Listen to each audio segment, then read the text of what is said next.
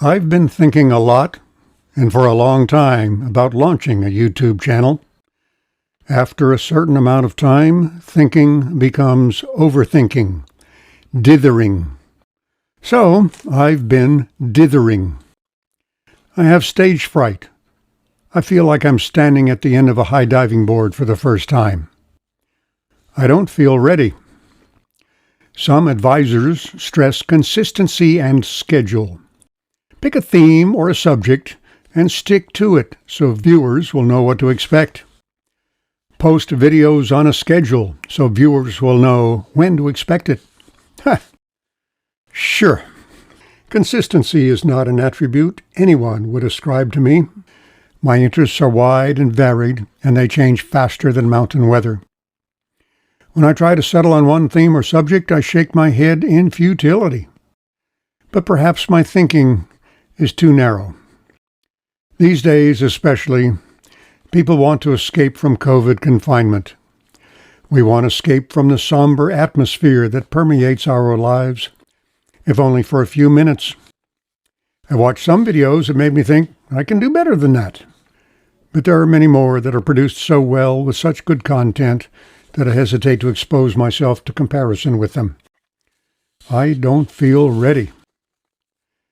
Video editing programs are intimidating to people of a certain age. Instruction manuals are full of terms foreign to my mind. I make short videos and practice editing.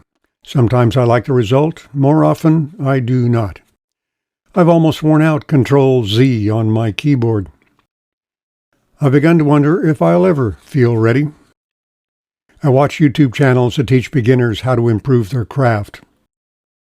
One admonition sticks in my mind. Sean Cannell says, "Start before you're ready." Start before I'm ready? I can do that. I can definitely do that. Jump in. Learn by doing. Get your feet wet. I can do that too. I'll start by showing you our well. That will definitely get my feet wet. The older I get, the faster the years go by. Childhood passed slowly. The middle years float swiftly. And then, all of a sudden, here I am.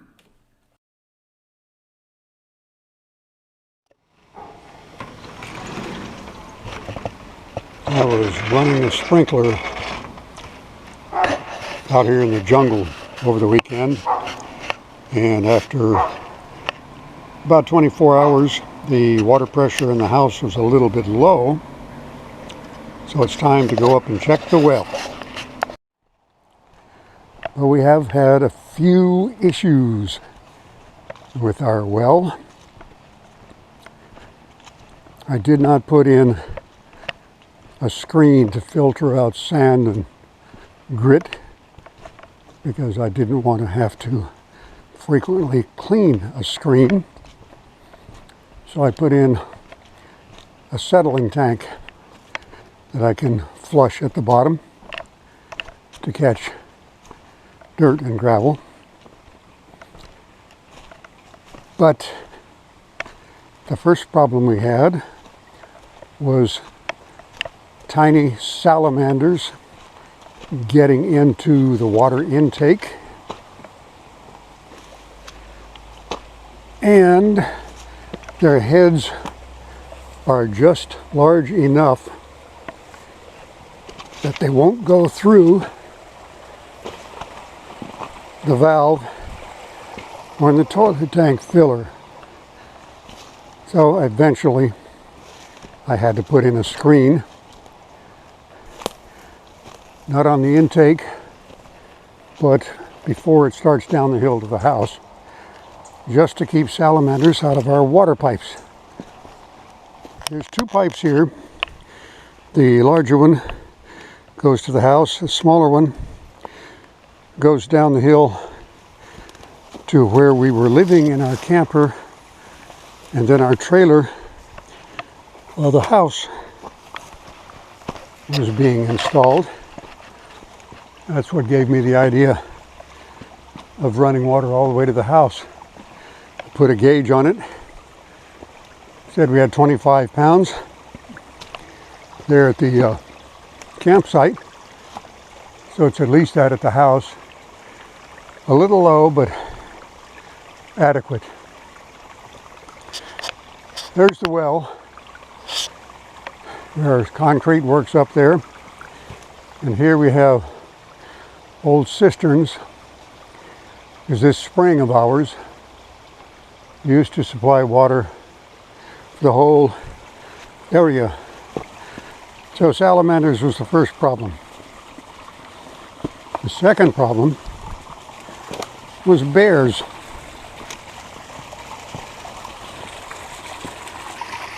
Now that looks like plenty of water. I don't know why running a sprinkler 24 hours a day brought the pressure down, but here's what we've got.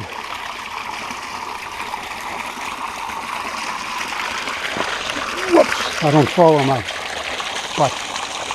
You got the pipe buried in rocks back there. I have a screened intake, half-inch mesh hardware cloth. Pipe comes into this settling tank. All rocks and other trash presumably go to the bottom. Water flows in and flows out. And right over here is the tap into about a 27-gallon tank. I thought it'd be good to have a bit of a buffer in case we were running everything in the house at once. Maybe it'd be too much for... Man, it's a constant battle keeping the jungle off of things. Right. So, water into here, dirt and stuff to the bottom. Excess water flows out the top. That's a breather vent, which I don't really need. And here, that's the screen. Keep salamanders on this side. And it works. One morning we discovered we got no water in the house. Something's wrong with the well. So I came up here. This tank was knocked over. These fittings were broken loose and the water was just spraying out the end of the pipe. Put the cameras up here and got pictures of an adolescent bear scratching his butt on the tank. We put ammonia up here. They chewed up the bottles of ammonia. And I don't know why they finally quit, but the bears haven't been back.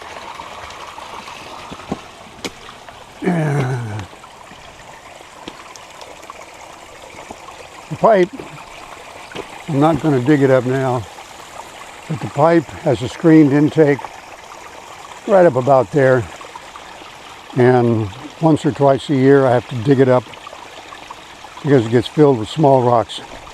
Oh, another point of interest, this pipe here, that's the original water pickup, but when things really started getting dry, that's about how much water we were getting out of it when there's this much in the spring. So I cut the pipe off, added an extension, and we now pick up the water as low in the spring as we can. So we're good. Although last September the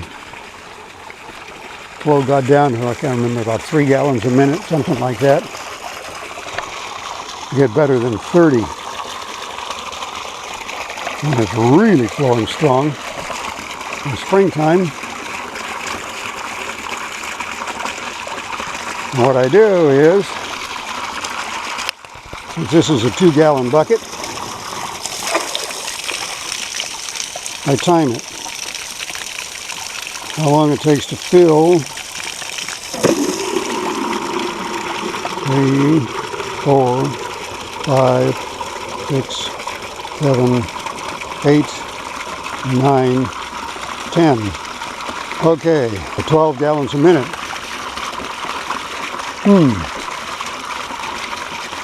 Well, that's still pretty good for August.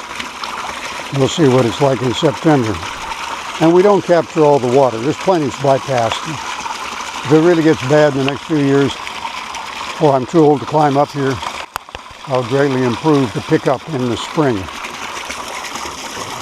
So we can capture all the water. Now,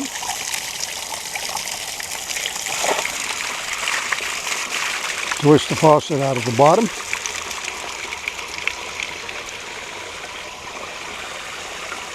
See, even that will drain faster than this thing is filling. Where in the heck? I got a wire tool I made for reaching up in here and swirling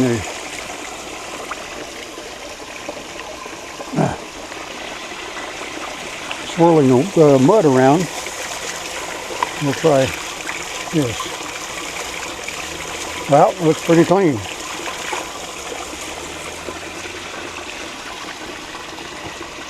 Where's that wire? I might have flung it off of here when I was ripping down that vine. But, fun part now.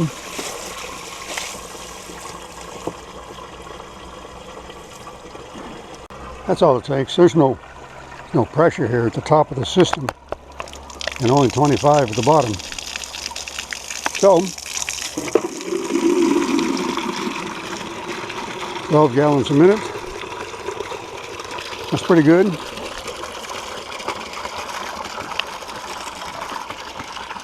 More than we need. Now, part that gets trickier as the years go by, that's getting down without breaking my fool neck. Oh, another problem we had, something gnawed through the smaller pipe that goes to the campsite down here, like in 2011. But I taped it up, no trouble since. So, that's our well. May it last at least as long as I do. It's probably almost time to go up there, dig it up again, clean out gravel.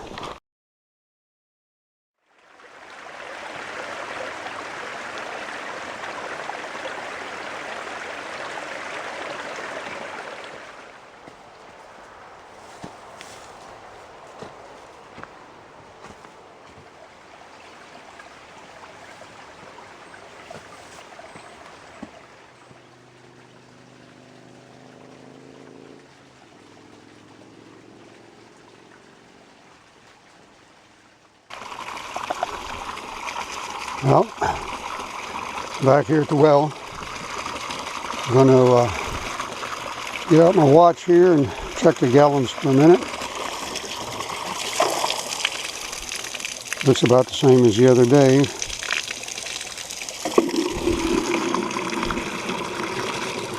4, 5, 6, 7, 8, 9, 10, 11, 12.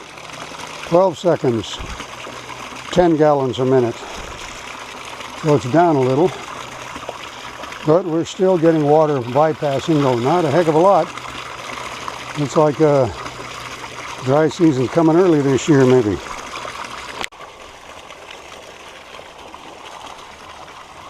Okay, back up here where the well pickup is buried down there under all those rocks, and boy, we do not have much light back here, do we? Well, we'll see what happens.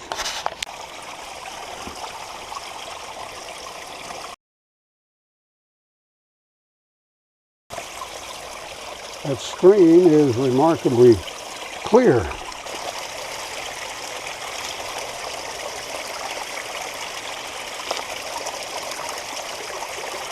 Too bad there's not gold in all this gravel. make this more interesting. Well, if I had better light, I can see if there's anything inside the screen obstructing this. But I don't think so. So it's time to put rocks back.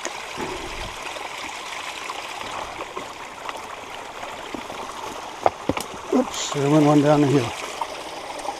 We still got an awful lot of water that is not going in that pipe.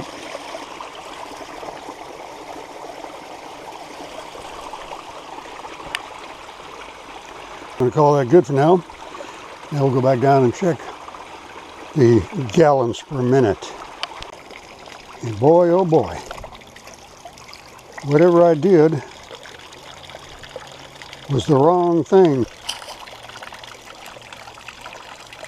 I think I got enough small rocks in there that plugged up the opening to the pipe. So, let's go back up and do it again. And at that point, the camera battery died, saving you the tedium of having to watch me do that all over again.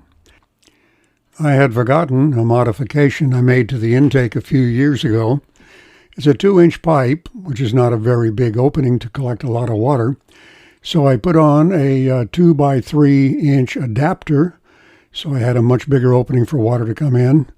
And I put another piece of 1/2-inch mesh screen over the opening. Over time, rocks that were small enough to get through that outer mesh and also small enough to go through the inner mesh instead piled up against the mesh over the end of the pipe.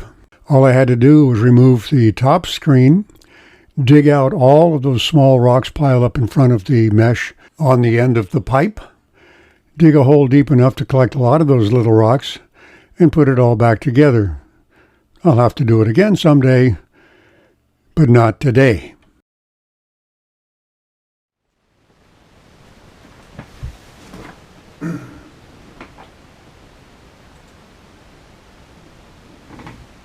Well, that's done. It's a wrap. It's in the can, ready for distribution. All that movie talk. Well, that was much more work than I expected. It was kind of fun, but more work.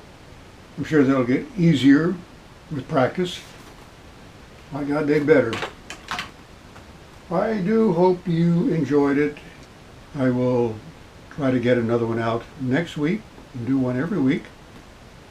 They say schedule's important.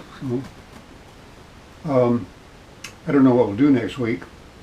I think we might build a boat.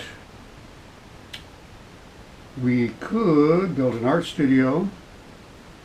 I also make lots of weird, interesting, stupid, sometimes functional mouse and rat traps. One involving a toilet seat, but not right now. Maybe we'll build a house. Maybe we'll put this house on this 6 acres of Oregon woods in November and December, the rainy season. If you like mud, you'll like that one. Who knows? I don't know. I'm tired from this one. I haven't figured out the next one. Maybe we'll just go fishing. Regardless, please click subscribe and the bell next to it. I don't know why it's 2 functions. Click subscribe and click the bell, but that's the way YouTube does it. That way you'll get notified next time I put out a video. And if you didn't like this one, maybe you'll like the next one. I hope. Thanks for watching.